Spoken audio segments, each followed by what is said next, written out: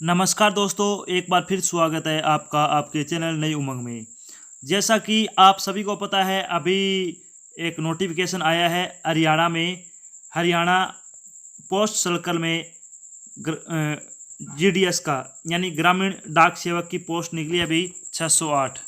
तो उसके बारे में, यानी जो हरियाणा पोस्ट सर्कल में जो पोस्ट निकली 608 ग्रामीण डाक सेवक की, उसके एग्ज़ाम पैटर्न के, सिलेबस के, या फिर सैलरी, या फिर इसकी जो सिलेक्शन प्रोसेस है वो, या फिर आपके मन में जो भी डाउट है उन सभी के बारे में क्या एक छोटी सी जानकारी। तो अभी रिक्वायरमेंट आई है किस चीज़ के, हरियाणा पोस्टल सर्कल जीडीएस यानी ग्रामीण डाक सेवक रिक्वायरमेंट 2020 का नोटिफिकेशन जारी कर दिया गया है और आपके फॉर्म भी अभी भरने शुरू हो गए हैं। लेकिन बहुत से स्टूडेंट्स के मन में या फिर बहुत से उम्मीदवारों के मन में एक चीज़ है कि इसके बारे में 3-4 चीज़ें जो इम्पोर्टेंट होती है उनका सॉल्यूशन उनके माइंड में क्या है अभी पजल कर रहा है। तो इन सभी के बारे में हम क्या है इस वीडियो के माध्यम से हम देखने वाले हैं। तो इस वीडियो को आपको अंत तक देखना है अगर आप सभी सवालों के जवाब चाहते तो आइए देखते हैं इसके बारे में क्या क्या जानकारी है। तो वैकेंसी आ चुकी है आपकी किसकी, Haryana post circle GDS vacancy 2019। Post office jobs में क्या रुचि रखने वाले विभिन्न उम्मीदवार क्या है अभी अधिकारी वेबसाइट पर खोज कर रहे थे हरियाणा में जो पोस्टल सर्कल की जो वैकेंसी थी उसके बारे में। तो हरियाणा पोस्टल सर्कल ने किया ग्रामीण डाक सेवक के लिए भर्ती अधिसूचना यानी ग्रामीण डाक सेवक वैकेंसी नोटिफिकेशन 2020 की घोषणा की है। जो इच्छुक और पात्र उम्मीदवार हैं वे क्या है हरियाणा पोस्टल सर्कल भर्ती के लिए क्या है रिक्त के लिए आवेदन कर सकते हैं। तो आइए देखते हैं इसके बारे में क्या क्या जानकारी है। तो ये डिपार्टमेंट का नाम क्या है, इंडियन पोस्टल सर्कल है, और नाम ऑफ पोस्ट क्या है, ग्रामीण डाक सेवक यानी जीडीएस।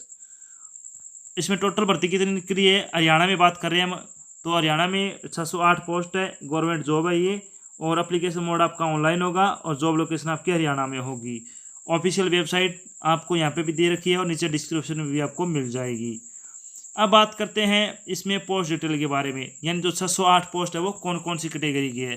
तो ईडब्ल्यूएस में आपकी 60 पोस्ट है, ओबीसी में सबसे ज़्यादा 147 है, पीडब्ल्यूडी ए में 5 पोस्ट है, बी में 6 पोस्ट है और सी में 7 पोस्ट है।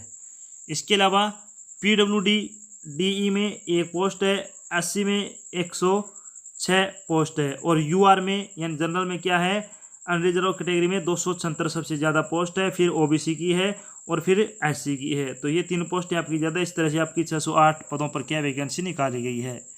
अब बात कर लेते हैं इसके जो आपका एलिजिबिलिटी क्राइटेरिया है, यानी आपकी योग्यता है हरियाणा पोस्ट सर्कल में अगर आप जॉब करना चाहते हैं तो इसके लिए आपके लिए क्या क्या होना चाहिए। तो इसके लिए आपको क्या है मान्यता प्राप्त बोर्ड से क्या है आपको 10वीं कक्षा है वो पास होना चाहिए, और आपके पास क्या कंप्यूटर का डिप्लोमा होना चाहिए, जो बेसिक ट्रेनिंग सर्टिफिकेट भी हो सकता है, या फिर 6 महीने का या फिर 3 महीने का क्या आपके पास डिप्लोमा होना चाहिए जिसमें कि आपको कंप्यूटर का नॉलेज हो। साथ में आपको लोकल लैंग्वेज का भी ज्ञान होना चाहिए, ये चीज़ आपको ध्यान में रखनी है। अब बात करते हैं एज लिमिटेड क्या है, एज लिमिट क्या है इसकी। तो एज लिमिट के बारे में अगर बात करें तो 18 वर्ष सबसे कम उम्र होनी चाहिए अगर मिनिमम की बात की तो, और मैक्सिमम 40 वर्ष हो सकती है। इसके अलावा आपको क्या है सरकारी नियमों के अनुसार आयु में आपको छूट भी दी जाएगी। बढ़ते नेक्स्ट स्टेप की ओर, तो आपका अगला कदम होगा इम्पोर्टेड डेट, यानी आपके जो फॉर्म भरने की तारीख है वो 8 जून यानी आज अभी 8 तारीख से शुरू हो चुकी है, और ऑनलाइन एप्लीकेशन फॉर्म की जो लास्ट डेट है वो 7 जुलाई यानी 7 जुलाई से पहले पहले आपको क्या आवेदन कर देना है। अब बात कर लेते हैं इसके एप्लीकेशन फ़ीस के बारे में। तो जनरल और ओबीसी की 100 रुपये फ़ीस है और बाकी की कोई फ़ीस नहीं है, बाकी कैटेगरी कोई फ़ीस नहीं है आपकी, फ्री ऑफ कॉस्ट आपका एग्ज़ाम ये जो फॉर्म है भरा जाएगा। इसके बाद अगर बात करते हैं सिलेक्शन प्रोसेस की, सबसे मोस्ट इम्पोर्टेंट मुद्दा है ये इस जॉब का। तो इसमें क्या है उम्मीदवारों का चयन है वो मेरिट लिस्ट के आधार पर किया जाएगा, यानी आपकी एक मेरिट लिस्ट तैयार की जाएगी आपके डॉक्यूमेंट और शैक्षणिक योग्यता के आधार पर, और उसके बाद क्या आपका जो सिलेक्शन है वो होगा। अब बात कर लेते हैं इसके इंपॉर्टेंट डॉक्यूमेंट, जब आप फॉर्म भरोगे तो आपको डॉक्यूमेंट क्या क्या लगाने हैं। तो सबसे पहले आपके पास 10वीं की मार्कशीट होनी चाहिए, एक आपको कंप्यूटर सर्टिफिकेट लगाना है और एक कम्युनिटी सर्टिफिकेट लगाना है।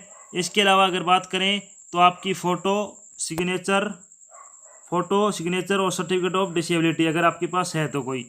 अब बात कर लेते हैं इसके जो सैलरी है, यानी आपके मन में ये विचार रहता होगा कि जो हरियाणा में जो पोस्ट निकली है कि सैलरी क्या है जीडीएस की, तो minimum TRCA for out level first in TRCA slab की।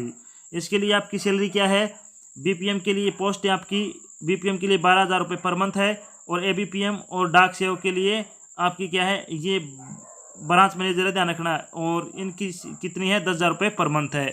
अगर बात करते हैं 5 हॉर्स के लिए या लेवल सेकंड के लिए, तो बीपीएम के लिए आपकी 14,500 रुपये है, और एबीपीएम और डाक सेवक के लिए 12,000 रुपये है। अब बात कर लेते हैं इसकी जो सैलरी थी वो आपकी ये थी। तो बहुत से स्टूडेंट के मन में जो ये सवाल होता है सर इसकी सैलरी क्या होगी, बहुत सारे कमेंट भी आते हैं। और तो ये तो थी आपकी एक छोटी जानकारी हरियाणा पोस्ट ऑफिस सर्कल के अंदर की आपकी जो जॉब के लिए आपकी 608 पदों पर भर्ती निकली हुई है उसके बारे में एक छोटी सी जानकारी। आशा करता हूँ आपको जानकारी समझ में आई है। अगर आपके माइंड में कोई और इसके बारे में क्या है, कोई डाउट है या फिर कोई और जानकारी पाना चाहते हैं तो नीचे कमेंट कर सकते हैं। और अगर आप चैनल पे नए तो चैनल को सब्सक्राइब कर ले और बेल आइकन को भी आपको प्रेस कर लेना है, ताकि जब भी कोई ऐसी नई जानकारी आप मिले तो आपके पास सबसे पहले पहुंचे और आपके